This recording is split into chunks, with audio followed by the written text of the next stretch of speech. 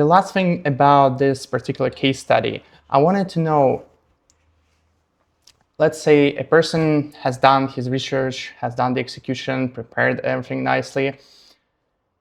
What sort of separates a good brand case study with a brand case study that looks like a sort of university assignment? Like we talked about, it's very easy to sit in a room and create something that looks beautiful and very glossy, and something that most marketers in the field would love to be able to spend half a day doing a sort of beautifully. We're not going to get the time to do that.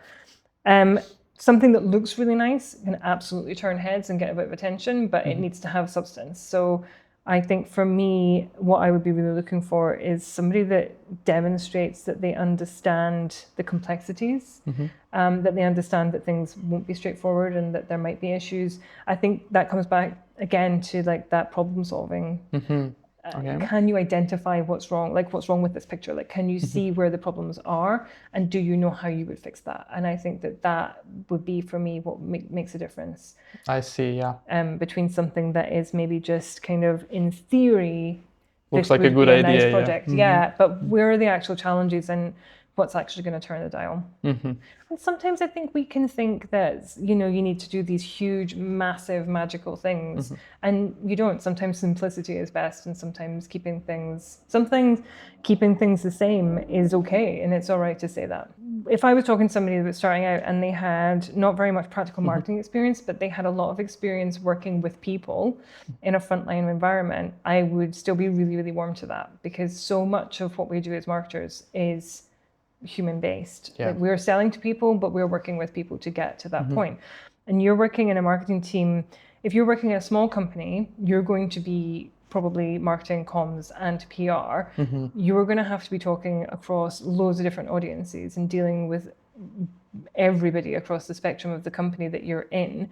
If you're working in a larger company, in a larger team, it's the same thing. You're working with the audience, you're working with your providers, you're working with other departments among your company. You're having to talk to people all over and keep that consistency, keep that brand tone of voice. And it's really, really hard to do. And it is hard sometimes when things are busy and you're under pressure to keep that kind of calm presence. That is an experience that you get just working with people in any environment. So definitely. I think not being able to show actual hard marketing experience, you're not, you know, starting out, you're not going to be able to do that. But demonstrating that you can work in a team and you can work with people and that you can communicate really well, because that is a huge part of the job. Definitely. And I remember when I was just starting out and I was about to finish university, and that was the last moment when I realized that the teamwork is actually such a great thing. Yes.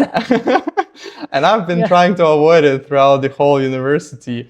And once I realized that how much different ideas, communications, and ways of putting it all together and creating something unique that's never been done before by talking to different people with different opinions, this is fascinating. This is incredible. And I think that one of the things I've learned is, like, good ideas come from everywhere. You know, it doesn't, you don't have to be in the creative team to have a creative idea. So having really good relationships with the people that you work with opens you up to so many opportunities and learnings. And we were talking about this today as well. I feel like I love working in a team, because if I write something and give it to somebody else and they go, oh yeah, you know, but what if you said this or what if you said that? And it just, everything gets a little bit more elevated, and everybody's adding in a little bit extra and a little bit more. And there comes a point where you have to say, like, no, that's enough. Like, this, you know, you can't definitely have too many cooks, but you get so much out of that. So your sort of thinking expands as well. You see the things that you would never see yourself, or probably would spend too many hours trying to figure out on your own. Yeah, I've been really fortunate across my career to work with really, really brilliant creative minds as well. And to be able to see people and where their head goes and the kinds of ideas that they have, it's so brilliant. It's so much fun and really, really rewarding.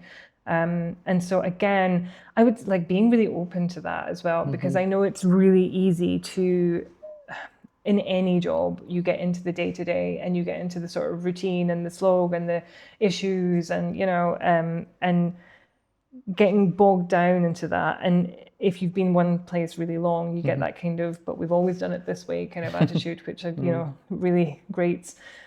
So always staying open to these new ideas, fresh ways of thinking, and you will only get that through other people. If you're on your own all the time, you're going to get stuck in a rut. You need that external voice. Totally agree with that. And well, the next logical step, at least for me, would be to put this project, to describe it on the CV, on my LinkedIn, and being able to discuss it during the interview as well. What is the best way to do it, in your opinion? How would you approach it, discussing it during the interview, writing like a bullet point about it on CV, without pretending that you've worked with a real brand? Personal project would be great, and the hiring manager will see from your CV that it is not a company a brand that you worked with. In raising it in the interview process, I mean, one of the things that I think with interview skills, being able to, if you're asked a question, it's like demonstrating the knowledge, right? So not just saying, yes, I have dealt with a difficult program, a difficult project, but saying, well, when I was dealing with this difficult project, I came up across this issue and this is how I solved it. So using your hypothetical project to answer those questions. So how would you deal with a difficult situation? It's like, well, in this case study that I looked at, I came across this problem and this is how I would solve it. This is perfect. This is really, thank you very much. And I think it also gives the hiring manager, because I think when you go into interviews, are horrendous. We all hate them. The hiring manager wants you to do a good job, obviously. It gives them something to talk to you about, like a human being. It gives them something to refer back to, and like when you were doing that project, they can jump off that. They can then start to ask you more questions about it. So yeah, I think it's a really valuable tool in that situation. That's where the personality comes across again. Yeah, exactly. Yeah. Perfect. Well, that's about it, to be honest. And thank you very much for joining us. The last thing that I've prepared for you, and this is sort of like the last question I ask all the time. And what would you say if you could text 18-year-old self about breaking into marketing? What would you advise to do in the next 48 hours? So do you know what? My advice to myself would probably be to sort of try and get into marketing a little bit earlier. I'd probably go and read the long and short of it. Or, I would tell myself to go and research David Ogilvy probably. I would go and check this guy out because he is so fun, and I just think you could read David Ogilvy quotes all day. Yeah. I think he has so much to teach us about our jobs and just remembering why we do what we do. There is so much to love in it. That would be my advice. 40 hours, go and research David Ogilvy, find out what that guy's about, and then try and do it. Perfect. Thank you very much, Lucy. Thank you very much for coming. You're so welcome. Thank you for having me.